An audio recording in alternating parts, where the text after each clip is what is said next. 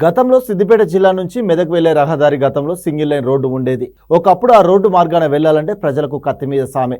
కేంద్రం మెదక్ రోడ్డుకు అనుమతి ఇచ్చి నూతనంగా 4 లైన్ల నిర్మాణం చేపట్టింది. కొన్ని చోట్ల కొంత మేరకు రహదారి నిర్మాణం జరగగా మరికొన్ని చోట్ల నిర్మాణం అసంపూర్తిగా జరిగింది. రోడ్డు వెంబడి ప్రమాదపు సూచికలు ఏర్పాటు చేయకపోవడంతో నిత్యం ఈ రోడ్డు వెంబడి వెళ్లే ప్రయాణికులు ప్రమాదాల బారిన పడుతున్నట్లు స్థానికులు ఆవేదన వ్యక్తం చేశారు. 2 రోజుల క్రితం అక్బర్పేట భూంపల్లి మండలం పరిధిలోని చిట్టాపూర్ గ్రామ శివార్లో రోడ్డు కోసం తీసిన గుంతలో పడి ఓ వాహనదారుడు అక్కడికక్కడే మృతి చెందాడు.